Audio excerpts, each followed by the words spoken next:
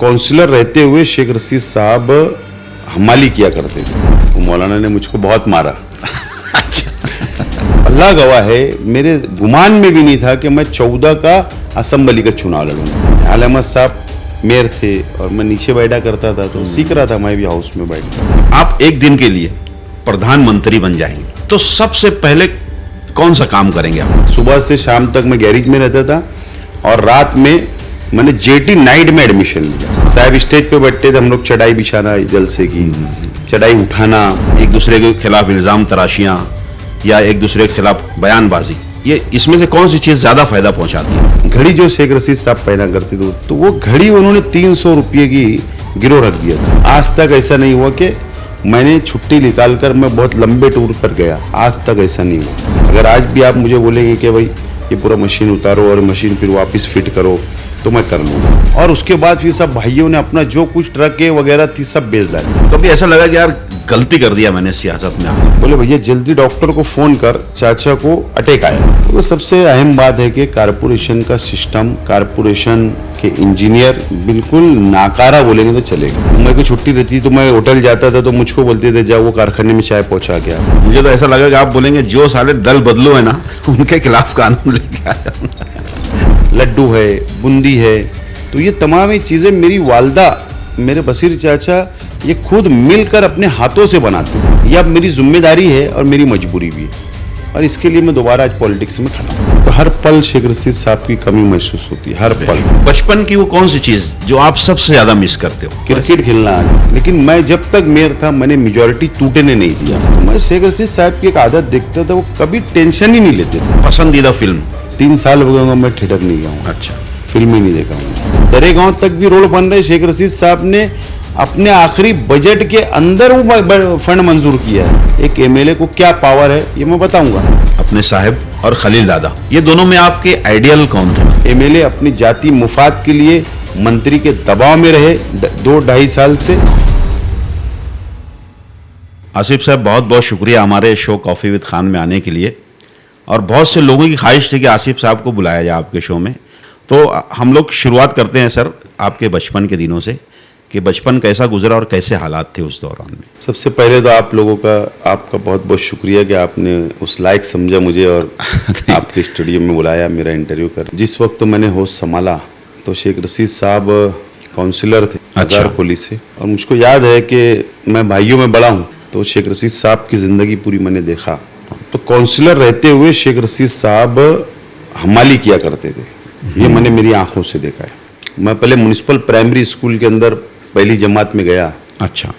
School number 54-78 हजार खोली में ही थी, 8 खोली बनी हुई थी जहाँ आज हमारी ऑफिस है उसके जस्ट सामने। जी जी जी। वहीं पर प्राइमरी एजुकेशन हुआ। उसके बाद मेरे दादा जान ने मुझको और मेरे छोटे चाचा अकील चाचा को, उन्होंने कहा कि इनको हाफिज बनाना है। अच्छा। इनको इमाम बनाना है। दादा अब्बा का जमात से बहुत लगाव था।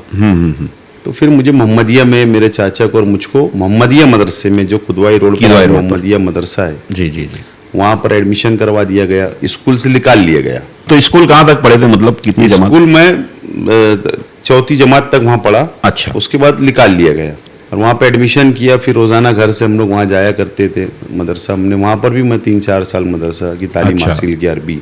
और उसके बाद एक दिन ऐसा हुआ कि एक मौलाना थे, वो मौलाना ने मुझको बहुत मारा। शरारत करने के ऊपर से। ओके। और मारने के बाद फिर मैं दोबारा मैं गया ही नहीं वहाँ। अच्छा। घर पर मैं कहा मैं नहीं जाऊंगा, मौलाना बहुत मारते। बचपन था, बचपना था। तो आप शरारत भी किया करते थे? शरारत करते थे। फिर वो पीछे नदी थी, नदी के मौसम, नदी में पानी आ जाता था। मदरसे की जब छुट्टी होती थी, रेसेस होती थी, तो हम लोग वहाँ चले जाते थे, वहाँ नहा लिया करते थे। अच्छा। फिर मदरसा लेट आते थे तो हमारी हरकतों से मौलाना मारते थे। ऐसा बिला वजह नहीं मारते थे। फिर बहुत मारे। फिर मैंने बोला मैं नहीं जाऊँगा साहब। मेरे वालिद साहब शेख रशीद साहब बहुत गुस्सा हो गए। अच्छा। कि नहीं जाने का बोल रहा है। मेरे दादा गुस्सा हो गए।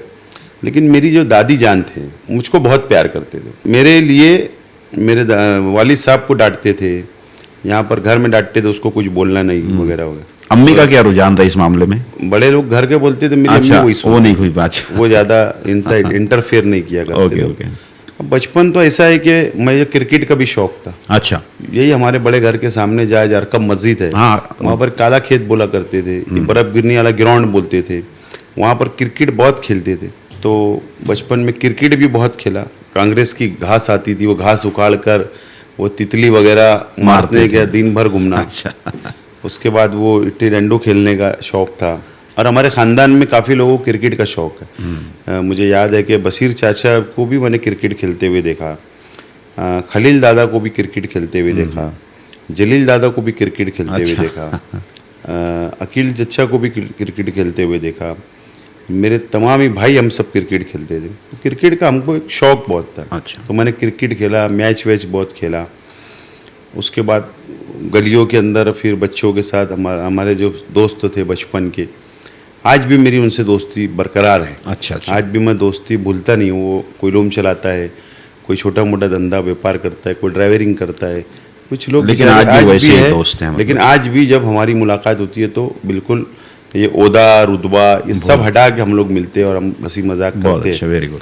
तो बहरहाल बचपन भी बहुत अच्छा गुजरा। और फिर उसी वक्त जब मदरसे से मैं नहीं गया नहीं जब मैं, तो उस वक्त तो फिर मुझको शेख रशीद साहब ने कहा कि तू अब फ्री हो गया, अब तू कहीं नहीं जा रहा है, तो तू ऐसा कर, अभी तू एक गैरेज में जा। अच्छा। तो इसराइल फिटर थे, जनता नगर जहाँ सुपर मार्केट है ना, हाँ हाँ हाँ हाँ। तो उस जगह के ऊपर एक झोपड़पट्टी थी पहले। वहाँ पे हिंदू मुस्लिम भाई रहा करते थे। अच्छा। मुझे याद है वहाँ तो वो इसराइल फिटर थे, तो उनके पास साहब के दोस्त थे, तो ले आके मुझे वहाँ पर उन्होंने ज्वाइन करवा दिया। फिर मैं वहाँ पर जाया करता था। फिर मुझे इंटरेस्ट आ गया। अच्छा। हाँ, मैं इंटरेस्ट आ गया, मैं काम सीखा, पूरी ड्यूटी देने लगा। फिर जहन में आया कि नहीं, तालीम तो कंटिन्यू करना चाहिए।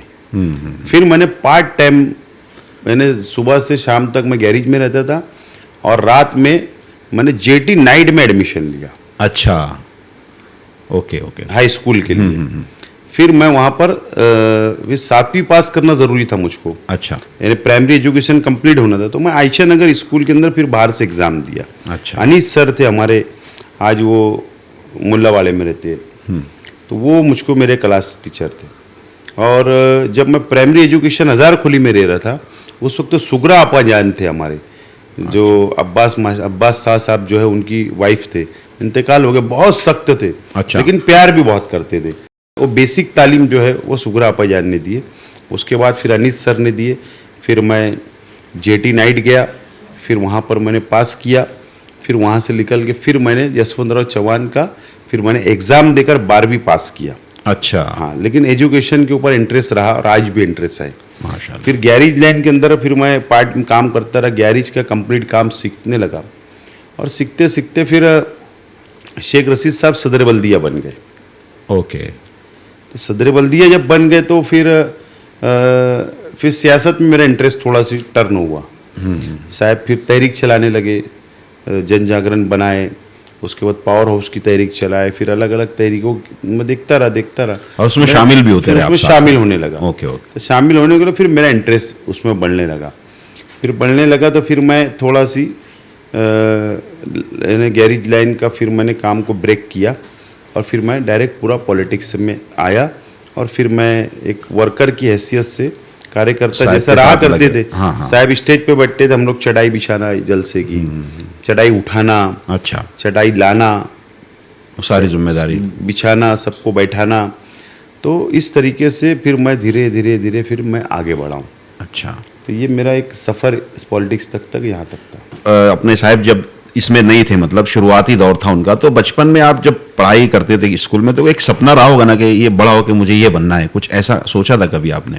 नहीं, ऐसा था कि जब शेख रशीद साहब ने जब गैरेज में मुझे ज्वाइन करवाए कि गैरेज का काम सीख, तो इंटरेस्ट आया। अच्छा। और मैं आज भी है ना, वो इंटरेस्ट था कि मैं सोचा था कि अब गैरेज लाइन में हम आए ना, हाँ, तो फिटर कंप्लीट होना, उसके बाद फिर शोरूम डालना। ओके। और फिर एक बहुत बड़ा शोरूम का एक सपना था कि हीरो होंडा का हम आप शोरूम डालेंगे, क्योंकि हीरो होंडा का मैं स्पेशल फिटर हूँ। अच्छा। मुझे याद है आज भी वो काम। ओके। आज भी है। अगर आज भी आप मुझे बोलेंगे कि भाई ये पूरा मशीन उतारो और मशीन फिर वापस फिट करो, तो मैं कर लूँगा। तो वो एक सपना था, लेकिन ये ज़िंदगी ये इस तरफ टर्न हो जाएगी, ये नहीं पॉलिटिक्स में आ जाऊँगा, ये नहीं था। रशीद साहब जब हमाली वगैरह किया करते थे तो उस टाइम के हालात क्या थे घर के मतलब अखराजात कैसे पूरे होते थे या मुश्किलें थी, क्या था? नहीं, मुझको याद है कि हमाली करते भी मैंने देखा हूँ, और मैंने खुद मेरी आंख से देखा हूँ कि आज जब प्रिंस शाह बिल्डिंग मटेरियल्स है रहमान पहलवान साहब को, उसके बिल्कुल जस्ट उसी जगह पर, अच्छा, वहाँ पर एक अब्दुल रहमान सेठ थे, चिकना बोलते थे, नयापुरे के। तो वहाँ पर पावर लूम भी शेख रशीद साहब चलाया करते थे। अच्छा, वो मैंने देखा हूँ। फिर वो 40 वाले खाते में तो जब मैं शायद पैदा भी नहीं हुआ था, तो वहाँ पावर लूम भी चलाते देखा हूँ, और हमाली करते भी साहब को देखा हूँ। और उसके बाद मैंने गुरबत ये बहुत करीब से मैंने देखा हूँ कि मेरा छोटा भाई जो आरिफ है वहाँ, तो वो बहुत बीमार हो गया था। अच्छा, और फिर कुछ रुपया पैसा नहीं था, तो क्या करना, तो एक घड़ी जो शेख रशीद साहब पहना करते थे उस ज़माने में, तो वो घड़ी उन्होंने 300 रुपये की गिरोह रख दिया था अच्छा, एक जगह, और 300 रुपये लेके उसका इलाज करवाया था। हमारी जॉइंट फैमिली थी, जहाँ हमारा दादा अब्बा का घर है, पुराना मकान जो था, वहाँ जॉइंट फैमिली थी। और फिर जब सेपरेट फैमिली हुई, तो मुझे याद है कि आज जो क्वालिटी टेलर का जो टेलर की दुकान है, ये मुस्तकिम डिग्निटी उनके वालिद, जी जी जी, हम बिल्कुल उसी के बाजू में हमारे वहाँ इमदादी दवाखाना चलता था, शेख अब्दुल कादिर, तो डॉक्टर मुख्तार रहमानी, तो उनकी खोली थी। तो जब घर से अलग निकले तो मकान भी नहीं था, तो वहाँ पर डॉक्टर अब्दुल जो रहमानी साहब थे, तो घर बंद है, बोले आप वहाँ रह लो, तो उसको उनको किराया देने लगे, और वो 2 खोली के अंदर वहाँ ज़िंदगी गुजरी। उसके बाद फिर 76,000 रुपये की खोली, जहाँ आज हमारा पुराना मकान है, अच्छा, वो 76,000 रुपये की खोली लिए, और वो एक खोली के अंदर फिर उसको रिपेयर करके वहाँ पे रहने के लिए गए। तो गुरबत मैंने भी बहुत करीब से देखा हूँ। और फिर खलील दादा और जलील दादा, ये उसी वक्त जगह पे जहाँ अब्दुल रहमान चिकना साहब का जो कारखाना है, उसी के बाजू में एक 10 बाय 10 का भी तो बड़ा होगा, एक खोखा था पटरी का, अच्छा, उसके ऊपर खलील दादा दिन भर सुबह 8 से रात 8 बजे तक चाय खुद बनाते थे, लुंगी पे बनियान वगैरह पे चाय वगैरह बनाना, और उसके बाद खुद अपने हाथों से चाय भर के ग्राहक को देना। अच्छा, और जलील दादा रात में 8 बजे से सुबह 8 बजे तक की डे नाइट वो होटल चलती थी, अच्छा, डे अच्छा, नाइट। अच्छा। पावर लूम मजदूरों का एक ग्राहक थे। तो फिर मैं खुद भी उस वक्त मेरे को छुट्टी रहती तो मैं होटल जाता था, तो मुझको बोलते थे जा वो कारखाने में चाय पहुँचा के आ, अच्छा, जा अब्बास सेठ वहाँ थे उनके कारखाने में चाय पहुँचा के आओ, जाओ अजीज़ कलर के कारखाने में चाय पहुँचा के आओ। तो इस तरीके से कासिम सेठ थे, वहाँ तक जाओ चाय पहुँचा के आओ। मैं खुद भी चाय पहुँचाता था। अच्छा, ये खुद भी मेरे चाचा लोग भी चाय पहुँचाते थे। उसके बाद मुझको याद है कि मेरी वालदा और मेरे बसीर चाचा, ये होटल के ऊपर, ये सोएगांव जब मार्केट तक, किराना मार्केट, हाँ हाँ, तो वहाँ जब सस्ता सामान मिलता था और बड़ा मार्केट है होलसेल का, तो वहाँ से जुमा के दिन मटेरियल लाते थे। तो घर पर जुमा के दिन से तैयारी शुरू होती थी, क्योंकि जुमा छुट्टी रहती थी। अच्छा अच्छा अच्छा, तो जुमा के दिन जो वसूली सुबह होती थी, वो पैसा लेके जाके जुमा बाद मटेरियल आता था, और फिर शाम से खुरमा है, शंकरपाड़ा, ओके ओके ओके, चूड़ा है, लड्डू है, बूंदी है, तो ये तमाम ही चीज़ें मेरी वालदा, मेरे बसीर चाचा, ये खुद मिलकर अपने हाथों से बनाते थे। अच्छा, और वो चीज़ें बनाकर होटल पे शनिचर के दिन से फिर रखना शुरू करते थे। चाय तो के साथ साथ ये भी मतलब ये भी चाय के साथ ये भी नाश्ते का आइटम, और उससे हमारा पूरा जॉइंट फैमिली का पूरा खर्चा चलता था। और शेख रशीद साहब होटल चलाना, कभी पार्ट काम, ऐसा उनका चलते रहा। तो इस तरीके से ये ज़िंदगी आगे बढ़ी। मैंने खुद मेरी आंखों से देखा खलील दादा को, जलील चाचा को, ये खुद भी हमाली किए। फिर ट्राली ली गई, फिर जलील दादा ट्राली चलाते थे, और ट्राली पे खुद वो थैला रख कर फिर वो डिलीवरी किया करते थे। मुझे आज भी वो गाड़ी का नंबर याद है कि 2304 था शायद। अच्छा, पीले कलर की गाड़ी थी, ट्राली, अच्छा, 5 टायर वाली। तो इस तरीके से ज़िंदगी आगे बढ़ी। मेरे चाचा अकील चाचा, वो कलीम गैरेज, मोटर गैरेज थी, कहाँ पे, ये संतोष साइजिंग के कॉर्नर पे एक छोटा सा खोखा था वो भी। तो वहाँ पर गैरेज का काम सीखते, तो वो भी ट्रक के स्पेशल फिटर थे। अच्छा। जब उन्होंने भी छोड़ दिया था मेरे साथ, तो वो भी इस लाइन के अंदर मैंने गैरेज लाइन में आ गए थे। फिर हमारा ट्रक, वो होटल के ऊपर से ट्रक ली गई, 86-52 गाड़ी का नंबर था पहली ट्रक का। अच्छा। तो इसके लिए जो 52 जो सब जो बोलते हैं ना कि 52-52 5200 मोबाइल नंबर का हमारा 52-52, ये सारी जो चीज़ें जो नज़र आती है कहीं ना कहीं वहाँ से रिलेटेड तो ये 86-52 वहाँ से रिलेटेड है। Okay okay okay. है ना, ये कुछ लोगों को आज ये भी पता चल ये भी पता चल जाना चाहिए, जरूरी है। बिल्कुल। नहीं तो आमतौर से कुछ लोग अलग अलग सोचते, तो वो 86-52 वो बहुत लकी गाड़ी साबित हुई। और उस एक ट्रक से 2-3 ट्रकें हुई माशाल्लाह। और फिर जलील चाचा वो ट्रक का पूरा देखने लगे। रफीक बड़े अब्बा जो हमारे मेरे वालिद से बोले, तो वो देखने लगे। वो ड्राइवर थे, वो दूध का टैंकर चलाया करते थे अच्छा। उस जमाने में। बशीर चाचा और रमजान चाचा भी, मुझको जो होश नहीं है, लेकिन वो पहले होटल वो चलाया करते थे। Okay okay. फिर खलील चाचा जलील चाचा चलाए। तो पूरे सातों भाई ने बहुत मेहनत की, गुर्बत देखी, और उसके बाद शेख रशीद साहब काउंसलर बने और सदर बल्दिया बने। और उसके बाद फिर सब भाइयों ने अपना जो कुछ ट्रकें वगैरह थी सब बेच डाले सदर बल्दिया बनाने के लिए। रहता हुआ घर शेख रशीद साहब ने बेच डाला। और उसके बाद दोस्तों ने उनकी मदद की, हमदर्दों ने मदद की, और वो सदर बल्दिया बने। और वहाँ से फिर थोड़ा पूरे हालात काफिला आगे बढ़ा। और उसके बाद वापस कांग्रेस पार्टी ज्वाइन की, फिर एमएलए बने, और फिर इस तरीके से आगे शहर की सियासत के माशाल्लाह ने काफ़ी स्ट्रगल भरी लाइफ रही शुरुआत की। और अल्लाह का बहुत एहसान है कि अल्लाह ने उस ज़माने से काम लिया। और उस वक्त भी शेख रशीद साहब गरीबों का बहुत ख्याल रखा करते। वो तो शुरू से उनकी आदत थी। उनकी आदत थी। अभी यहाँ तक के जो आपका सफ़र रहा, सियासी सफ़र, केने साहब की मौजूदगी और उनके बाद भी, तो कैसा रहा? मतलब साहब से पहले आसान था या उनके बाद मुश्किल हुआ है, या पहले से मुश्किल था? शेख रशीद साहब एक बहुत दूर अंदेश शख्स थे। बेशक। मुझको याद है कि जब 2002 में जब म्यूनिसिपल कॉरपोरेशन हुई, उन्होंने मुझको कॉरपोरेशन का इलेक्शन लड़ा दिया। मीटिंगों के अंदर जब मैं तो हाथ और पैर कांपते थे। जब वो पहले टाइम मुझे बोलते फॉर्म नॉमिनेशन हो गया, अब तुम खड़े रह के तकरीर करो। अच्छा। हम नाम बुलवा देते, बोल दे नाम। अच्छा। और वो देख ले नीचे क्या इसकी नज़र मिलेंगी तो ये हाँ डर जाएगा। तो हाथ पैर कांपते। तो मैं ना, एक जुमला था उस वक्त कि आप मुझे वोट दो, मैं आपका काम करूंगा, और बैठ जाता था मैं। अच्छा। फिर शेख रशीद साहब मीटिंगों से गायब रहने लगे थे, आइडिया से कि ठीक है तुम लोग मीटिंग करो, ताकि मैं सीख जाऊं, खुल के मतलब बोल सकूं। एक दबाव ना होना, खुल के बोलना शुरू करो। तो शेख रशीद साहब ने उस हिकमत अमली से मेरे को आगे बढ़ाना शुरू किया। और उसके बाद 2.5 साल मेरा मुकम्मल हुआ कारपोरेटर का। मैं चुन कर आया। चुन के आने बाद मैंने हज़ार कुली के बहुत तारीखी काम किए, पानी का बड़ा मसला हल किया उस वक्त। और उसके बाद मैं कारपोरेशन में, मेरा आना जाना से थोड़ा म्यूनसिपैलिटी में पहले से था, तो थोड़ी बहुत तजुर्बा था। तो उसके बाद पानी का बहुत बड़ा इशू था, झगड़ा होता था, लड़ाई होती थी, औरतें घरों पे आ जाना वगैरह वगैरह। तो फिर मैंने वो मसले को हल किया। उसके बाद शेख रशीद साहब ने, जब 2.5 साल का मेयर का था, मुझको मेयर बना दिया।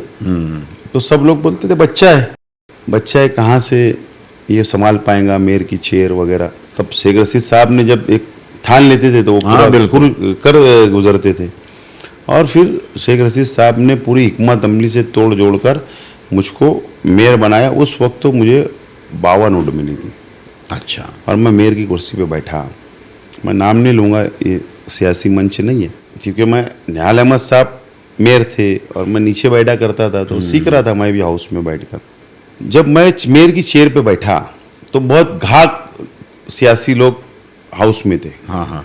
बहुत दिग्गज, उनका नाम शहर के अंदर गूंजता था। सब लोग खुश भी हो रहे होंगे आपस में कि यार बच्चा है, अब इसको तो अपन चला लेंगे आराम। वो एक्सपीरियंस शेयर करो ना सर, जो जब पहली बार मेयर बने तो क्या इन्हें दिल में क्या जज्बात थे उस वक्त आपके? क्या मैं मालेगांव शहर का मेयर बन गया, ये बहुत बड़ा ओहदा होता है ना एक शहर की। नहीं, मेरे को खुशी तो हो रही थी कि मैं एकदम यंग, मेरी उम्र जब 25 साल की उम्र में मेरी थी उस वक्त। डर भी था, एक खौफ भी था, और खुशी भी बहुत था, खुश बहुत था। और मुझसे ज़्यादा शेख रशीद साहब खुश थे कि यार मेरा बच्चा मेयर बन गया शहर। बिल्कुल। तो पहली दूसरी मीटिंग बहुत स्मूथ मैंने निकाला। और उसके बाद फिर अब घाट लोग जो हंगामा सियासत शुरू में हो जो गया हंगामा और फिर उसके बाद दबाव तंत्र वगैरह बनाने की कोशिश हुई, लेकिन अल्लाह का करम है कि वो तजुर्बा मेरा जो 2.5 साल का था और शेख रशीद साहब ने जो बातें बताई थी, तो उसके बाद मैं हाउस हैंडल करने लग गया। और उसके बाद हाउस हैंडल करते करते फिर कॉरपोरेटर को कैसे संभाला जाता, हाउस के अंदर मेजॉरिटी टूटने नहीं देना, ये सबसे पहले मैं सीखा। Okay okay. आप देख लेना, मैं मेरे टाइम पर वोट नहीं हो पाती थी, यानी अपोजिट में वोट नहीं कर पाते थे, मैं सबको एक साथ ले लेता था, और अगर होती भी थी तो बाय चांस होती थी, लेकिन मैं जब तक मेयर था मैंने मेजॉरिटी टूटने नहीं दिया, टूटने नहीं दिया, सबको साथ लेकर चला। तो ये एक तजुर्बा मेरे लिए बहुत बड़ा तजुर्बा उस वक्त तो था, और मैंने शहर में कुछ कर बताया, पानी की स्कीम लाया, बेशक। शहर के अंदर बहुत सारे कामकाज उस वक्त तो मैंने किया। फिर उसी वक्त शेख रशीद साहब ने मुझे कहा कि सिर्फ वो चेयर पे बैठना नहीं पड़ता है, पब्लिक में जाओ, पब्लिक के मसाइल को जानो समझो। तो शेख रशीद साहब मुझको बोलते थे, ये फला झोपड़पट्टी में जाओ वहाँ के मसाइल हैं, फला झोपड़पट्टी में जाओ वहाँ के मसाइल, वहाँ के मसाइल में प्रैक्टिकल ज़मीनी लेवल पर मैंने बहुत करीब से देखा हूँ सबको। आज जो 20 नंबर वार्ड है जहाँ पर तायरा शेख रशीद साहबा शेख रशीद साहब चुन कर आए ना, तो वो जो वार्ड था ना, वहाँ पर आप बारिश में जा ही नहीं सकते, थे बिल्कुल। वहाँ बोरिंग जो है, पानी नहीं था, पानी की पाइपलाइन नहीं, मैंने खड़े रह के वहाँ पानी की बोरिंग करवाया हूँ, बारिश के अंदर खड़ी मुरुम मैं डलवाता था। तो वो काम भी शेख रशीद साहब ने मेयर रहते हुए किया। उसके बाद कार्नर मीटिंगें शुरू करवाए, एक तहरीक चली, तो बोले ये तुम जाओ ये सीखो। तो अल्लाह का करम है, आज जो कुछ हूँ शेख रशीद साहब ने जो सिखाया, जो तजुर्बा मुझको मिला, आज अल्लाह का करम है कि आज यहाँ तक मैं आया हूँ सियासत। कभी कभी ऐसा मौका आता है ना कि यार क्या मुसीबत है यार, ये क्या मैंने क्या मुसीबत मोल ले ली, तो कभी ऐसा लगा कि यार गलती कर दिया मैंने सियासत में आके? बड़ा अच्छा सवाल है। शेख रशीद साहब के इंतकाल के 6 महीना पहले मेरे जहन में बात आ गई थी कि सियासत छोड़ देना चाहिए। अच्छा। माइंड मेरा सेट हो चुका था, और मैं ये जहन बना चुका था कि यार अब सियासत को छोड़ देंगे, और इतना लोड होता है तो अपन ऐसा करेंगे कि अब बिजनेस करेंगे। और तो ऐसा क्या वजह से आपने सोचा था? मतलब नहीं, बस ऐसा मन में आया कि यार अब इतना यहाँ पर ये इतना प्रेशर लेकर देखो, एक बात आप समझ लो, 2002 से 2012 तक ही मैं 10 साल ही कॉरपोरेटर रहा, और मैंने 11 में ही ये फैसला कर चुका था कि मैं आइंदा म्युनिसिपल कॉरपोरेशन के इलेक्शन नहीं लड़ूंगा। अच्छा। मैं पार्टी का संगठन में काम करूंगा, ये मैंने तय कर लिया था। यानी मेरा मिजाज नहीं है कि बस आप अपन यहीं बने रहो, इसी चेयर के ऊपर जिंदगी गुजार दो। एक जिंदगी अल्लाह ताला ने दी, तो हर जरा उसको मजा लेना चाहिए। ओके।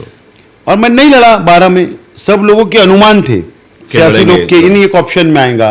अल्लाह गवाह है, मेरे गुमान में भी नहीं था कि मैं 14 का असेंबली का चुनाव लड़ूंगा। अच्छा। मेरे गुमान में भी नहीं था। मैंने तो 12 में लड़ा ही नहीं ना कॉरपोरेशन। बराबर। मैंने देखा कॉरपोरेशन में कोई लोग अरे 40 साल मेंबर रह के वही जिंदगी गुजार दिए, वही गेट में घुसे और वही गेट से बाहर हो गए। आज भी है, बिल्कुल है। लेकिन मेरा वो सोच के मैं 10 साल छोड़ा, एमएलए बना। अभी देखो पार्लियामेंट की मैं तैयारी थी, लेकिन पार्लियामेंट का इलेक्शन में लड़ा था कि ठीक है अब एमएलए लड़े, पार्लियामेंट देखेंगे। गली से दिल्ली तक जाने की ख्वाहिश, जरा बड़ा सोचने का, बड़ी ख्वाहिश, बड़ा सोचने का, ये मेरे आदत में से था। लेकिन फिर बीच में ऐसा सोचा कि आप जाने दो। मैं साहब हयात थे, मैंने उनको बोला था कि साहब तुम इलेक्शन, अगर तुम मेरे घर वालों से पूछेंगे तो ये घर वाले मेरे ज़रूर बताएंगे कि मैंने साहब की हयाती में साहब को जाके बोला था साहब मैं अब इलेक्शन असेंबली नहीं लड़ूंगा ना, फैमिली को टाइम नहीं दे पाता, सबसे अहम बात। बिल्कुल। आज तक ऐसा नहीं हुआ कि मैंने छुट्टी निकाल कर मैं बहुत लंबे टूर पर गया, आज तक ऐसा नहीं हुआ। ना फैमिली को टाइम, ना बच्चों को टाइम, किसी को मैं टाइम नहीं दे पाया। तो इसी वजह से सोचा था कि ठीक है बिजनेस करेंगे और फैमिली को भी टाइम देंगे। यहाँ तक कि मैंने मेरे जलील चाचा, अकील चाचा, मेरे भाइयों को सबको जमा करके ये बात बोला था। अच्छा। कि अब मैं असेंबली इलेक्शन नहीं लड़ूंगा, और मेरा ही ख्वाहिश थी कि अब शेख रशीद साहब दोबारा लड़ लें या साहब और किसी को लड़ाए। लेकिन अल्लाह को कुछ और मंजूर था, शेख रशीद साहब की तबीयत खराब हुई और इंतकाल कर गए, तो अब पूरी जिम्मेदारी आ गई। लेकिन अब जिम्मेदारियां बढ़ती जा रही है, और अल्लाह का शुक्र है कि फैमिली, मेरी वाइफ इतनी अच्छी है कि लड़ाई झगड़ा नहीं होता। मतलब एडजस्टमेंट करने वाले लोग बहुत अच्छी है, माशाल्लाह। बच्चे अच्छे हैं, बच्चे एजुकेटेड है। अब कोई बात नहीं, अब जो साहब की जो जिम्मेदारियां तो उसको अब आगे बढ़ा रहे हैं। ये अब मेरी जिम्मेदारी है और मेरी मजबूरी भी है, और इसके लिए मैं दोबारा आज पॉलिटिक्स में खड़ा हूँ। साहब का जो भी हुआ अपने पिछले महीनों में, उसका दुख तो मेरे ख्याल से सारे शहर को, बहुत सारे लोगों को, और ऐसे ऐसे लोग सामने आए उस दौरान में, और ऐसे ऐसे साहब के बारे में ऐसी ऐसी बातें पता चली कि किसी को वहम गुमान में भी नहीं थी कि यार कैसे खुफिया तरीके से वो मदद किया करते थे सभी की। तो साहब के गुजरने के बाद ऐसा कौन सा मौका आता जब उनकी बहुत ज़्यादा कमी महसूस होती है आपको? साहब को इंतकाल को 6 महीना तकरीबन मुकम्मल हुआ है, और वो तो हर पल शेख रशीद साहब की कमी महसूस होती है, हर पल, हर सियासी फैसला लेने के वक्त कि साहब होते तो आज ऐसा करते थे, साहब होते तो अभी, जैसे मैंने आपसे एंट्री किया, जी जी, आपने कहा बहुत बिजी नजर, तो मैंने कहा कि यार अब जिम्मेदारी बढ़ गई, पहले साहब काम संभाल लेते। बराबर। तो हर वक्त तो शेख रशीद साहब की कमी महसूस होती है। शेख रशीद साहब ना, कितनी भी बड़ी मुसीबत आ जाए या कितना भी पॉलिटिकल मुसीबत आ जाए, या इलेक्शन हार जाए, जीत जाए, या कोई ऐसा बड़ा उतार चढ़ाव सियासत में आ जाए, तो मैं शेख रशीद साहब की एक आदत देखता था, वो कभी टेंशन ही नहीं लेते थे और एकदम मस्त सो जाते थे। बिल्कुल, नहीं, सुबह देखेंगे जो होगा जा। तो उनकी एक आदत वो थी। तो मैं जब शेख रशीद साहब का इंतकाल हुआ ना, तो फिर मैंने सोचा कि यार अब हम आगे पीछे अब कोई नहीं है, अब सीखने मिलेगा। अब साहब नहीं है और कोई चैलेंज सामने है, कोई मुसीबत है, तो उससे अब मुकाबला करना है, अब खुद फेस करना है। बिल्कुल, और फेस करके आगे निकलना है। 6 महीने में बहुत ऐसे उतार चढ़ाव आए, लेकिन फेस करके मैं और मेरा परिवार आगे बढ़ रहा है। बिल्कुल। और सबसे अहम चीज़ है, शहर का कार्यकर्ता जिम्मेदार मजबूती से हमारे परिवार के साथ में खड़ा हुआ है, इसलिए हमको हिम्मत है और हर मुसीबत को हम फेस करके आगे बढ़ रहे हैं। अब शेख रशीद साहब के बिगर हमको भाई असेंबली इलेक्शन में हम सामने जा रहे हैं। बिल्कुल। तो आज पूरा परिवार, हम पूरे कार्यकर्ता शहर में जुट गए, और एक बड़ी हिम्मत वाली बात है कि अब आज फिर मुकाबला करने के लिए हम तैयार हैं। तो सिर्फ उसकी एक वजह है कि कार्यकर्ता के भरोसे, शहर के भरोसे, यानी आज भी वो उतनी मोहब्बत से, शिद्दत से जुड़े हुए साहब। हाँ, सब कार्यकर्ता, अल्लाह करम है, शेख रशीद साहब के जाने के बाद हमारे जो मुखलिस साथी है, एक भी हमसे दूर नहीं हुआ। कुछ मुफाद हर इंसान का होता है, तो ऐसे लोग दूर होते हैं तो इसको परवाह भी नहीं होती। ये मुखलिस साथी अगर हम लोग टूट के जाते हैं तो दुखता है, दिल दुखता है। तो अल्लाह का करम है, सब लोग साथ है और नए साथी जुट रहे हैं। और इस वजह से कि यार साहब ने हमारे लिए ये किया था, साहब ने हमारे लिए वो किया था, आज हमको वो एहसान चुका देना है, इसलिए सब लोग खड़े हो रहे और हम लोग आगे चल रहे। मुझसे बहुत सारे लोगों ने यानी बोला था कि आसिफ सर आए तो उनसे थोड़ा एक ये सवाल ज़रूर करना, थोड़ा सा मतलब जज्बाती सवाल जिसको बोलूँगा मैं। दादा के जो इंतकाल से पहले के जो उनकी एडमिट किए उनको हॉस्पिटल में, तो वो कैसे हालात थे सर, थोड़ा सा उसके बारे में? नहीं, मैं और मेरे चाचा के लड़के लोग, मैं साथ में गया। यहाँ से हम लोग गए, यहाँ पे थोड़ा उनका शुगर वगैरह का प्रॉब्लम हुआ, फिर उनको यहाँ चेकअप कराए, तो ऐसा एहसास हुआ कि भाई इनका हार्ट प्रॉब्लम है। अच्छा। तो बोले इनको एंजियोप्लास्ट करना पड़ेगा, डॉक्टर ने मशवरा दी। तो कहाँ करना चाहिए, तो ये फैसला हुआ कि इनुस लोहिया सर जो है, जो प्रिंस अली खान में, मुंबई में ना, मुंबई मजगांव में, तो वहाँ करना चाहिए। मेरा डायरेक्ट कांटेक्ट था उनसे जी, उनसे मैंने बातचीत किया, तो बोले आ जाओ। फिर हम वहाँ गए, एंजियोग्राफी हुई, फिर बोले ठीक है अभी एडमिट हो जाओ और एंजियोप्लास्ट कल कर लेंगे। तो मैं वहीं था, अल्लाह का करम से मैं खुद एंजियोग्राफी के टाइम साथ में था। एंजियोप्लास्ट हो रहा था तो मैं बाहर बैठा हुआ था। उसके बाद जब बाहर निकाले आईसीयू में ले गए तो मैं वहाँ मौजूद था। फिर रात में एंजियोप्लास्ट के बाद में उनका सर दर्द हो रहा था, तो मेरा सर दुख रहा, तो मैंने सर की मालिश किया। मेरे को बोले जा यार कॉन्टोप ला। अब मुंबई के अंदर तो गर्मी, कॉन्टोप नहीं मिल रहा, फिर भी एक जगह कॉन्टोप मिला, फिर वो लाए हमने। फिर अंदर मेरे चाचा का लड़का गया, उसने पूरी मालिश किया, कान लगाए। फिर उसके बाद दूसरे दिन फ्रेश तबीयत हो गई। अच्छा। फिर उसके बाद रूम में शिफ्ट किए गए। फिर जब तक मैं मुंबई में था उनके साथ था, फिर रूम में शिफ्ट करे, फिर वहाँ पर बेहतरीन बैठे, हंसी मजाक करे। और उसके बाद उनके दोस्त तो आए, इरफान अली है, रहमान पहलवान है, और उनके तमामी दोस्त वहाँ पर आए, उनसे हंसी मजाक हुई। अच्छा।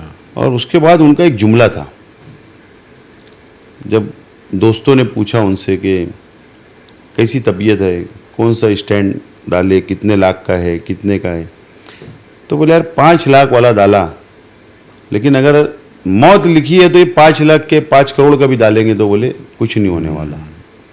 बहुत तो बड़ा ये जुमला था। उसके बाद डॉक्टर साहब को जयपुर जाना था, तो डॉक्टर साहब ने बोले कि मैं आ जाता हूँ जब डिस्चार्ज लेंगे।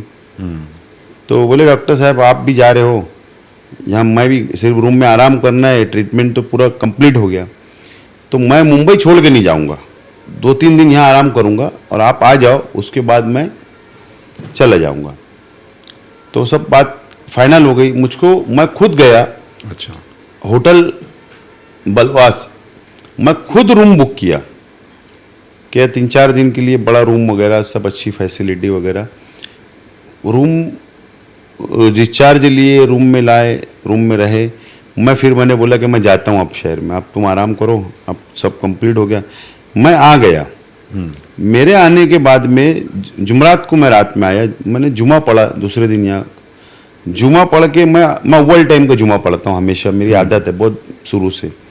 तो अव्वल टाइम का जुमा मैं पढ़ के घर पहुँचा ही हूँगा तो मेरे को फ़ोन आया मेरी बुआ के लड़के का और मेरे चाचा के लड़के का, बोले भैया जल्दी डॉक्टर को फ़ोन कर, चाचा को अटैक आया है। अच्छा। यानी ये होटल में। तो बोले लिफ्ट भी नहीं चल रही, तो बहुत वो शोर की आवाज़ आने लगी मुझे। बोले देख हम लोग निकल रहे, तो जल्दी फ़ोन कर। मतलब हुआ क्या, तो मैं घबरा गया। तो फिर वो गाड़ी में जैसे उसे लिए और फिर वो सिग्नल तोड़ते हुए बोले हम लोग बोले हॉस्पिटल पहुंच रहे, तो जल्दी फ़ोन कर। अब मुझे थोड़ा सी लगा कुछ गड़बड़, ज़्यादा शोर मचा। फिर होटल मैंने फ़ोन किया तो बोले यार मेजर अटैक आया है, बोले वो बेहोश है। तो मैं थोड़ा, मेरे को एहसास हुआ और इत्तेफाक से शेख रशीद साहब वहाँ थे। अच्छा। मैंने तुरंत उनको पलटाया कि आप कहाँ हो, तो बोले मैं वीटी पे। तो मतलब तुम तुरंत हॉस्पिटल पहुंचो, ऐसा ऐसा हुआ है, और ये लोग लेके पहुंच रहे। तो इनके पहुंचने से पहले शेख रशीद साहब पहुंच गए ओके। वापिस, और वहाँ फिर शेख रशीद साहब की निगरानी में उनको जो भी ट्रीटमेंट ज़रूरत थी वो दिया, लेकिन वहाँ पर उनके इंतकाल हो गया। और शेख रशीद साहब में उस वक्त बहुत हिम्मत थी, सबको शेख रशीद साहब ने हिम्मत दिया। उसके बाद हमारे दोस्त है आमीन पटेल एमएलए, वो वहाँ पर पहुँचे, उन्होंने अपने हाथ से सब कार्रवाई मुकम्मल की और फिर उनको मालेगांव लाया गया। तो बस अल्लाह को जो मंजूर था, जितनी ज़िंदगी उनकी लिखी हुई थी उतनी उन्होंने दुनिया में गुजारी और वो चले गए। खलील दादा की सबसे अच्छी बात क्या थी? क्योंकि दुनिया तारीफ करती, लेकिन तो उनमें से क्या खास बात आप नोट करते थे? वो ज़्यादा बात करना पसंद नहीं करते थे, साइलेंस, बस जितने सवाल होंगे उतना जवाब दे के शांत रहते थे। बिल्कुल। वो इंसान बहुत अच्छी तरह पहचान लेते थे। मुझको याद है कि जब मैं अगर तकरीर करता था और अगर मैं कोई जुमला ऐसा बोल देता था तो मुझको वो रात में 1 के बाद फ़ोन करते थे कि तू ये जुमला गलत बोला, अच्छा, इसको दुरुस्त कर। वो टोकते थे जगह जगह पे। उसके बाद अगर मैं कहीं पॉलिटिक्स में चूक रहा हूँ, कोई गलती कर रहा हूँ, तो मुझे फ़ोन करते थे कि तू यहाँ चूक रहा है, तू यहाँ गलती कर रहा है, तू ऐसा मत ऐसा कर। अहम बात कि वो खामोशी से गरीबों की बहुत मदद किया करते, बहुत ज़्यादा, बहुत सबसे अच्छी आदत उनकी थी। बेशक। कोई आदमी को उन्होंने देख लिया तो वो उसके चेहरा पढ़ लेते थे कि ये बंदे को ज़रूरत है, और फिर वो खामोशी से निकाल के बोलते थे इसको खामोशी से कर दे। गरीबों को साथ लेकर चलना, दोस्ती निभाना, दिल लगाना, जान लगाना, ये एक आदत उनकी बहुत अच्छी थी। और अगर सामने दुश्मन भी आ जाए तो उनको अच्छे दिल से सलाम दुआ करके मुलाकात करना। लेकिन उनको पॉलिटिक्स से राज नहीं आई, और वो पॉलिटिक्स से 5 साल में वापस चले गए। बोले ये मेरे बस की बात नहीं है, मेरा धंधा अच्छा, मेरा बिजनेस अच्छा है, मेरे को सुकून से लाइफ गुजारना है। और साहिब की भी यही आदत थी, यही आदत। कि शक्ल देख के उसकी ज़रूरत समझ जाते थे और बराबर बोल के जा उसको इतना दे कर दे वो। क्योंकि मैंने उनको बहुत करीब से देखो, मैंने बहुत करीब से देखा कि वो हमाली किए तो मैंने देखा, बेशक बेशक, वो होटल चलाए तो मैंने देखा, गिलास धोते हुए मैंने उनको देखा। सही है। चाय का झूठा गिलास किसी का मुंह लगाया हुआ, हम लोग यहाँ से मुंबई जाते थे स्ट्रगल करने के लिए, तो मैं आमदार निवास पे रुका करता था। तो साहब को पता था कि ये रुके है, खर्चा भी लगता, खाने पीने की चीज़ें, जिम्मेदारियाँ। जब आते थे ना तो क्या भैया, पता चलता अकरम आया है, अबे बुला अकरम को, अबे हाँ ना कुछ सुनाता गज़ल उजल, इतने दिन हो गए ऐसा वैसा। हाँ ना साहब, फिर अपन 2-4 गज़ल गाओ, फिर वैसे निकालते थे, ले चल गुड नाइट और बोल के डायरेक्ट सो जाते थे। यानी मदद इस तरीके से करते थे वो कि सामने वाले को ये एहसास ना हो कि मैं तेरी मदद कर रहा हूँ, तूने गाना सुनाया तो मैंने खुश होके दिया। ये उनका हमेशा से था, इसीलिए उनकी आज तक हम लोग दिल से इज्जत करते साहब की। ये बहुत बड़ी बात है, और यही आदत शायद दादा में भी थी इसी तरह से सेम थी। और सर लोगों की भी बहुत सारी शिकायतें, जैसे अभी बारिश के दिनों में अक्सर सड़कों के हाल बुरे हो जाते हैं, और शहर से दूर के जो इलाके आउटर में, वहाँ पे भी बहुत ज़्यादा हालत ख़राब है बारिश की वजह से। सड़कें नहीं है, कीचड़ है, लोगों को आने जाने में तकलीफ, पानी कहीं भर जा रहा है। तो ये हालात क्यों हर बार पैदा होते हैं, और इसका हल क्या हो सकता है? अब ऐसे सच्चाई बोलूँगा तो कई लोगों को खराब लग जाएगा। नहीं आप बोलिए ना सर, सियासत के अंदर इसलिए थोड़ा संभल कर ही बोलना पड़ता है। देखो, सबसे अहम बात है कि कारपोरेशन का सिस्टम, कारपोरेशन के इंजीनियर बिल्कुल नाकारा बोलेंगे तो चलेगा। टेबल पे बैठकर बिल रिकॉर्ड करना, टेबल पे बैठ के एस्टिमेट तैयार करना, टेबल पे बैठ के सिग्नेचर करना, उनको पता भी नहीं होता है कि कहाँ अंडरग्राउंड, कहाँ गटरें बन रही है, कहाँ सड़क बन रही है। जबकि जिम्मेदारी इंजीनियर की है कि उसका डिस्पोजल होना चाहिए। कोई गटर बन रही है तो उसका पानी निकलेगा कि नहीं निकलेगा, बिल्कुल उसकी लेंथ क्या होना चाहिए, लंबाई क्या होना चाहिए, डीप कितनी होना चाहिए, उतार किधर होना चाहिए, नेचुरल ढलान किधर है, ये सब जिम्मेदारी टेक्निकल इंजीनियरों की होती है। बिल्कुल। लेकिन मालेगांव म्युनिसिपल कॉरपोरेशन के अंदर नाकारा इंजीनियर बैठे हैं, और इस वजह से ये शहर का पूरा खराब करके उन्होंने रखा है। इसलिए डिस्पोजल नहीं होने की वजह से ये शहर के अंदर पानी भरता है, नंबर 1। नंबर 2, मैं सबसे पहले तो माफ़ी मांग लेता हूँ तमाम ये हमारे मोतबर कारपोरेटर हजरात से। बात कड़वी है लेकिन सच्चाई है इसमें। जिस दिन सियासी लोग, कारपोरेशन में कारपोरेटर लोग ठेके, सब नहीं बोल रहा हूँ, कुछ लोग ठेकेदारी करना बंद कर देंगे, उस दिन ये शहर सुधरना शुरू हो जाएगा। बिल्कुल सही बात है। कोई भी पार्टी के हो, कोई भी पार्टी के हो, मैं ऐसा नहीं बोलूँगा मेरी पार्टी नहीं और सामने है, सब पार्टी के कारपोरेटरों ने ठेकेदारी करना बंद करना चाहिए। अगर ठेकेदारी करना ही है तो कम से कम क्वालिटी देना सीख जाना चाहिए। बेशक, बिल्कुल। ये 2 चीज़ जो मेजर है, जो शहर की तरक्की के अंदर बड़ी रुकावट है। तीसरी बात, आपने जैसा कहा बारिश का टाइम है, पानी जमा हुआ है, रास्ते खराब है, सड़कें खराब है। देखो, ये पिछले 5 साल, यानी 2 साल से पहले जो 5 साल की बॉडी थी शेख रशीद साहब पे, तायरा शेख रशीद साहिबा, तो ये शहर को बहुत तेज रफ्तार से तरक्की की तरफ लेके गए थे। आपने आगर रोड की मिसाल देख लो, कंक्रीट रोड बना दी शेख रशीद साहब ने। ये जो दरेगांव तक भी रोड बन रहे, शेख रशीद साहब ने अपने आखिरी बजट के अंदर वो फंड मंजूर किया है। अच्छा अच्छा अच्छा, बात समझ लो। तो तेज रफ्तार से चल रहा था, लेकिन ये प्रशासक राज जब से आया, बॉडी की मुद्दत खत्म हुई, अब ये प्रशासक को कंट्रोल करना एमएलए की जिम्मेदारी होती है। ओके, मंत्री की जिम्मेदारी है। लेकिन ये शहर के साथ सेंट्रल असेंबली हलके के साथ में भेदभाव हो रहा है। ये मैं चंद दिनों के अंदर शहर की आवाम को मैं साबित करने वाला हूँ। अगर ये भेदभाव नहीं होता तो शायद ये शहर तरक्की की राह पे निकलता था। अगर भेदभाव नहीं होता, एमएलए की पकड़ कमज़ोर है, एमएलए नाकाम हुए हैं, एमएलए की तवज्जो नहीं थी, एमएलए अपनी जाति मुफाद के लिए मंत्री के दबाव में रहे 2-2.5 साल से। इसके लिए आज ये शहर इस हालत के अंदर है। तो इसका हल क्या हो सकता है सब? इसका हल है कि अच्छा प्रशासक हो, प्रशासक ने अच्छे डिसीजन लेना चाहिए। जो आज प्रशासक है कमिश्नर, जी जी, लेकिन वो भी कठपुतली बनकर रहते हैं।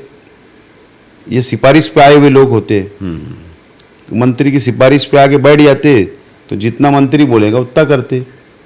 तो प्रशासक एक पावरफुल इंसान चाहिए। तो आप क्या करना चाहते हैं? शहर की आवाम ने मुझे मौका दे दो, वक्त आ गया है जी। तो ये कारपोरेशन को, यहाँ के अधिकारियों को, यहाँ के सिस्टम को कैसे दुरुस्त करना, एक एमएलए को क्या पावर है, ये मैं बताऊंगा। ये चीज़ अभी शहर की आवाम पे डिपेंड करती क्या करना चाहती। आप फैसला उनके शहर हाथ की आवाम ने एमएलए का भी 5 साल देखी, शहर की आवाम आज के हालात भी देख रही है। जी। शहर ने क्या खोया क्या पाया ये भी शहर को समझ रहा है। धोखा कैसे दिया गया शहर को, कौम के नाम पर, मिल्लत के नाम पर दुआई देकर, जज्बात में लाकर नौजवानों को वर्गलाया गया। 5 साल में तो वोट ले लिए, लेकिन 5 साल जो बुरे हाल रहे ये शहर जानता है। शहर ने भूलना नहीं चाहिए, और शहर की आवाम, मुझे उम्मीद है इस मर्तबा अच्छा फैसला करेंगे। पहले की जो सियासत हुआ करती थी, जब निहाल साहब थे, शब्बीर सेठ साहब थे, उस दौर की सियासत में और आज के दौर की सियासत में क्या फ़र्क महसूस करते हैं आप? मुफ्ती इस्माइल साहब जिस दिन से सियासत में आए उस दिन से मालेगांव शहर की सियासत मुकम्मल तौर पर करप्शन में डूब चुकी है। ये आए उस दिन से ज़्यादा करप्शन बढ़ा, टिकट का पैसा लिया गया, मेयर की चेयर का पैसा लिया गया, डिप्टी मेयर की चेयर का पैसा लिया गया, स्टैंडिंग चेयरमैन का पैसा लिया गया, स्टैंडिंग मेंबर बनने का पैसा लिया गया, अपोजिशन लीडर बनने का पैसा लिया गया। और उस दिन से ये शहर का सबसे ज़्यादा करप्शन में अगर डूबा है, सियासत डूबी हुई है, उसके जिम्मेदार आज के एमएलए मुफ्ती इस्माइल साहब। संजीदा बातें तो काफ़ी हो चुकी है, अब थोड़ा सा मैं कुछ मज़ाक की तरफ आना चाहता हूँ। अगर किसी दिन आप एक आम आदमी बन के मैडम के साथ, अपनी बेगम के साथ शॉपिंग के लिए निकले, है ना, शॉपिंग करना है बाज़ार वगैरह में, घर के सामान, तो वहाँ पे जाके आप खुद भाव मोल करेंगे, मोल तोल करेंगे, या ये जिम्मेदारी बेगम को सौंपेंगे? अगर चलो मान लीजिए हम लोग जाते हैं मार्केट, तो अगर मेरी आदत है, सामने वाले ने जो भाव बोला वह फौरी तौर पर हम पैसे निकाल के ले लेते, तो फिर हमको डांट सुनना पड़ती। तो यार तुम जब महंगा ले लिए, इतना ही बोलना चाहिए था। तो ऐसा एक आध दो टाइम हुआ है। अच्छा, तो ऐसा होता है, लेकिन हम लोग की आदत है यार, अपना ही मानने वाला है, अपने से 2 पैसा कमा लेगा, हमारी ये सोच होती है। लेकिन औरतों की जो सोच है जर्नल, वो औरतों की सोच बहरहाल हमारे साथ भी लगी रहती है। अच्छा, तो मतलब जाने के बाद जिम्मेदारी उनको दे देंगे, भाव ताव तू ही कर, मैं नहीं कुछ बोलता, ऐसा? नहीं, फिर मैं नहीं रहूंगा तो जब भाव होंगे, अगर मैं रहा तो नहीं करने दूंगा। अच्छा। और आसिफ साहब, अगर आप एक दिन के लिए प्रधानमंत्री बन जाएंगे तो सबसे पहले कौन सा काम करेंगे आप? जितने काले कानून बीजेपी ने बनाई वो खत्म कर दूंगा। अच्छा। और सेकुलरिज्म जिंदा हो जाए, सब समाज, सब धर्म के लोग पहले की तरह रहने लगे, यही अगर काम कर देंगे तो ये गंदगी साफ हो जाएगी। इलेक्शन के पीरियड में सबसे ज़्यादा फायदा कौन सी चीज़ पहुंचाती है? एक तो ये कि बड़े बड़े जलसे लिए जाए, एक दूसरे के खिलाफ इल्ज़ाम तराशियाँ, या एक दूसरे के खिलाफ बयानबाजी, ये इसमें से कौन सी चीज़ ज़्यादा फायदा पहुंचाती है? अपना काम, जिसका तुम पर्सनल काम करते हो, तुम उनसे अच्छा सलूक करते हो, आप उनके सुख दुख में पहुंचते हो, 5 साल आप उनको अपना बना के रखते हो, हर वक्त उनके साथ खड़े रहते, तो जब इलेक्शन आता है तो ऐसे लोग तुम्हारे को भूलते नहीं है। बेशक। वो तुम्हारे साथ खड़े रहते, ऐसे लोग 70% है। 30% लोग में सब लोग, आप कुछ लोग हवा के रुख पर चलते हैं, कुछ लोग को मज़ा आता है इसके खिलाफ बोलो, तो कुछ लोग ऐसे भी होते हैं, कुछ लोग रुपया पैसा लेकर वोट देने वाले भी उसके अंदर होते हैं, कुछ लोग पार्टी बदलने वाले भी इसके अंदर होते हैं। लेकिन मैं ये मानता हूँ कि 5 साल अगर तुम उनसे अच्छा सलूक करो, बर्ताव अच्छा करेंगे, उनका काम करेंगे, उनके बीच में रहेंगे, उनके सुख दुख में शामिल होंगे, तो वो भी तुमको वक्त पर भूलते नहीं। यानी ये चीज़ों से अहम है कि उनके 5 साल इंसानियत आज भी जिंदा है। साहब, अगर मालेगांव की सियासत में आपको सबका बॉस बना दिया जाए, जितने भी सियासतदान, छोटे बड़े, कारपोरेटर, एमएलए, सबका बॉस बना दिया जाए, सबसे पहला कौन सा नियम लागू करेंगे आप? अगर ऐसा हुआ तो, एक ख्याली बात है, मतलब ये ऐसा होता नहीं है। पॉलिटिक्स से ऐसी चीज है ना कि तुम उनके कोई नेम लागू नहीं कर सकते। कब क्या हालात बदल जाएंगे, कब किसके पास जाना पड़ेगा, कब किससे मुलाकात करना पड़ेगा, कब किससे तड़जोड़ कर लेना पड़ेगा। तो ये सियासत एक ऐसी चीज है, तुम एक जगह ठहर नहीं सकते। मुझे तो ऐसा लगा कि आप बोलेंगे जो साले दल बदलो है ना, उनके खिलाफ कानून लेके आ जाऊंगा। बहुत से लोग कर लेते ना, अचानक से इधर से उधर पलटी मारते। लेकिन ऐसा नहीं है, सबको ठीक है, एक वक्त तो होता है, लेकिन इंतजार करना पड़ता है कि अगर कुछ लोग मेरे साथ है, तो मेरे साथ अगर तुम 5 साल रहेंगे मिसाल के तौर पर, तो मेरा मिजाज, मेरे तौर तरीके आप मेरे जान लेंगे।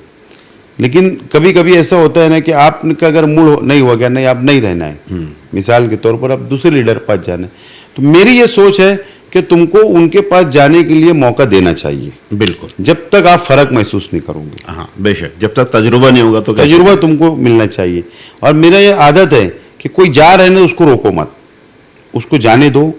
वो अपने पास था तो अपना क्या मिजाज था, अपन कैसे लेकर चलते थे, अपन कितना काम आते थे, और वहां जाने के बाद उसकी इज्जत कितनी है, उसका कौन क्या काम करता, तो जब ये फर्क महसूस होगा।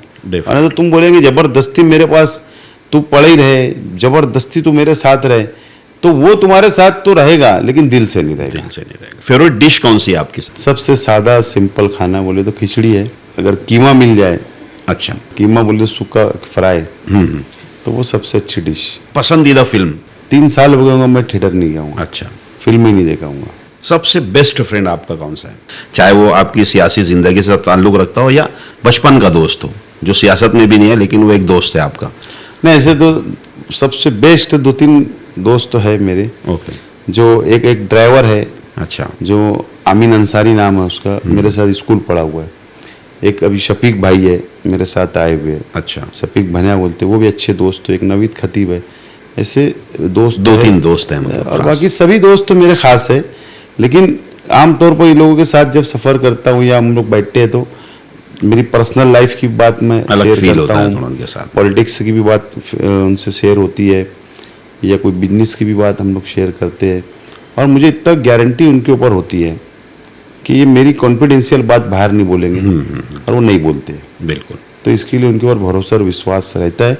बाकी सभी लोग पे विश्वास और भरोसा है, वो बात नहीं है, लेकिन ज़्यादा ताल्लुक इन लोगों से आता है रोजाना का।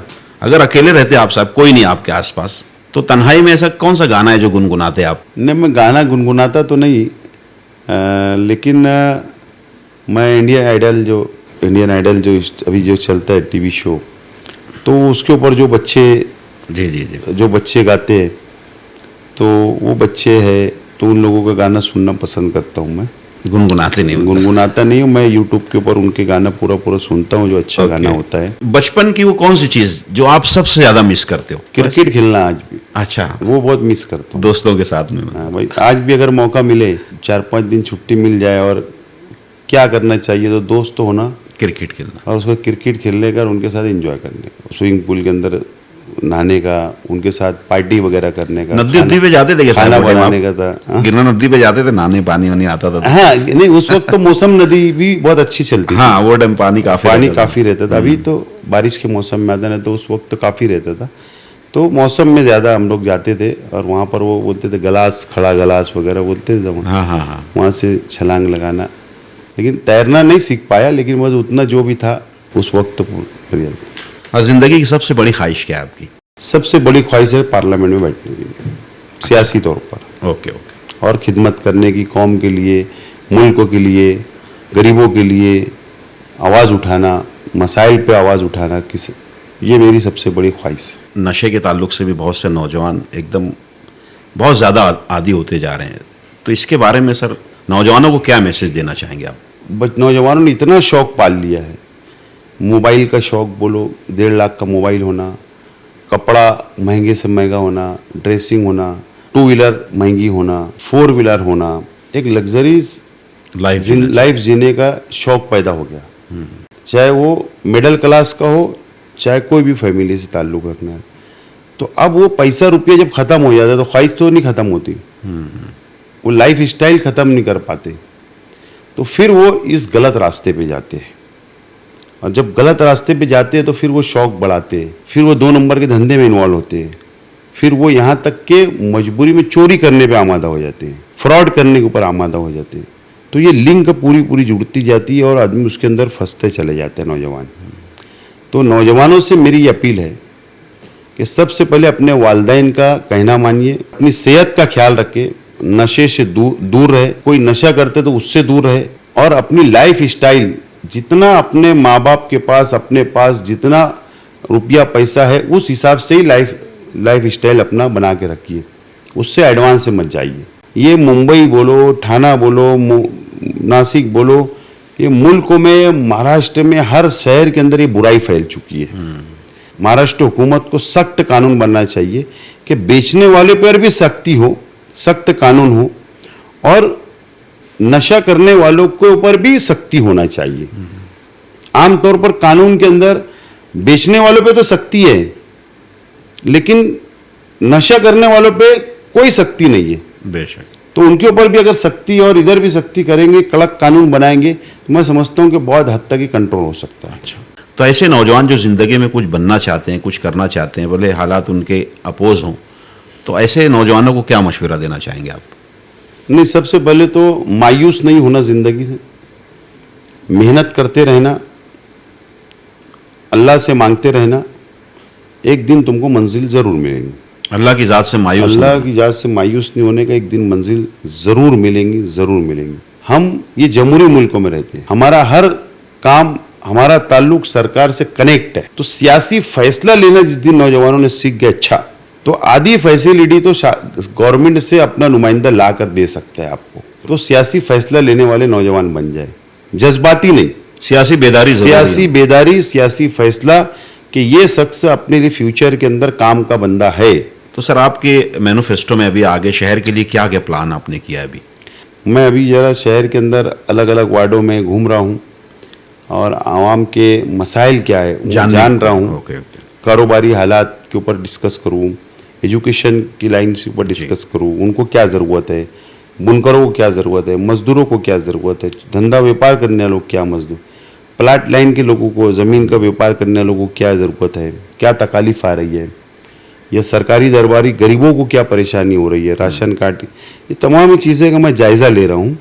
और जिस दिन मैं हमारी लेडीज़ों को क्या प्रॉब्लम है, सब जायज़ा ले रहा हूँ और इंशाल्लाह मैं मजबूत एक लाएमल के तहत मैं मैनिफेस्टो लेके आवाम के सामने आऊँगा। बस, बहुत बहुत शुक्रिया आसिफ सर, आप हमारे शो में यार इतना वक्त हमें दिया। मुझे तो लग रहा था पता नहीं आज साहब भूल जाएंगे। हम लोग बैठे 9 बजे से आगे हम लोग बैठे। सॉरी, माफ़ी चाहता हूँ, मैं थोड़ा 2-3 मिनट नहीं, हम लोग समझेंगे। बहरहाल आपने, अच्छा मुझे भी लगा, बहुत खुशी हुई कि आपने इंटरव्यू लिया। और ये ज़रूरी भी था सर, इसलिए ना कि जैसे बहुत से नौजवान हैं हमारे, उनको आप लोगों की लाइफ के बारे में पता नहीं है। ठीक है, वो देखते अरे साहब है बड़े, लेकिन कैसे पहुँचे, इसमें एक मोटिवेशन है आपकी लाइफ में बचपन के हालात क्या थे, फिर होते होते मेहनत मुशक्क़त से कैसे इस मुकाम तक पहुँचे। तो जाहिर है इसमें एक सबक है नौजवानों को सीखने के लिए, हर इंसान एकदम सिंपल बात है। मैं नौजवानों के लिए कहना चाहूँगा कि देखो, असेंबली इलेक्शन में 19 का हार गया, 19 का असेंबली इलेक्शन में हार गया। अगर मेरी जगह कोई शख्स होता तो शायद वो उसी दिन सियासत छोड़ देता था। बेशक, लेकिन मैं लगा रहा, दूसरे दिन से लगा रहा, कोशिश करता रहा। अब फिर वापस इलेक्शन लड़ने की तैयारी कर रहा हूँ जी। तो मुझे अब कॉन्फिडेंस आ गया है, मुझे कॉन्फिडेंस आ गया कि अब मुझे जो गलतियां पीछे हुई थी अब उसको दुरुस्त करके मैं आगे बढ़ सकता हूँ। बेशक।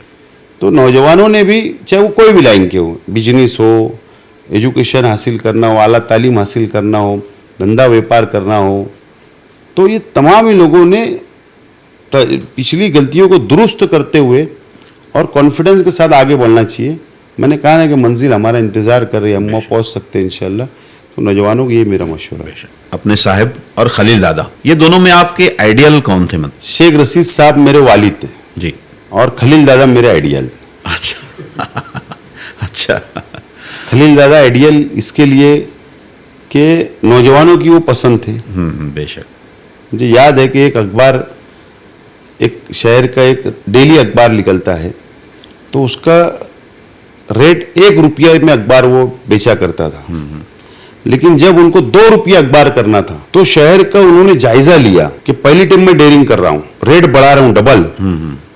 तो पहला इंटरव्यू में किसका छापूं जो 2 रुपये में भी अखबार लोग खरीदेंगे, आवाम खरीदेंगी, तो उन्होंने खलील दादा का इंटरव्यू डाला था। अच्छा। और उस दिन से वो 2 रुपये का अखबार आज भी बिक रहा है। अच्छा। तो ये लोगों की सोच खलील दादा के ताल्लुक से रही, यानी वो आइडियल थे, नौजवानों के आइडियल थे, आखिरी तक आइडियल है। और अभी भी मैं देख रहा हूं कि अब सोशल मीडिया के ऊपर अभी भी कई लोगों के स्टेटस खलील दादा के डीपी आज तक बदली नहीं गई। तो वो तो मेरे चाचा थे, वो मेरे आइडियल, नौजवानों के आइडियल।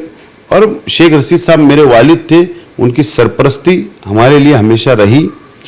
और वालिद का मुकाम अपनी जगह और आइडियल का मुकाम अपनी जगह। और अकरम खान साहब को मैं मुबारकबाद देता हूं कि ये मंच हमारे लिए उन्होंने बनाया। बेशक। मैं हमारे शहर की आवाम से अपील करता हूं कि ये शो को आप देखिए। मेरे जैसे अनेक लोग यहाँ इस मंचों पे, इस कुर्सी पे आकर बैठकर अपने तजुर्बा आपके सामने रख रहे, आपको कुछ सीखने मिलेगा और इंशाल्लाह आपको उससे फ़ायदा होगा। और इसका क्रेडिट अकरम खान साहब को जाता है और ये मेहनत कर रहे हैं, तो हम लोगों को इनको सपोर्ट करना चाहिए। और मैं आपको बहुत बहुत मुबारकबाद देता हूँ शुक्रिया अकरम सर, भाई, बहुत बहुत और आपको नेक ख्वाहिशात देता हूँ और अल्लाह से दुआ करता हूँ कि ये शो आपका इसी तरीके से चलता रहे आमीन। और आप आसमानों तक पहुँचे, हमारी दुआएं। शुक्रिया बहुत।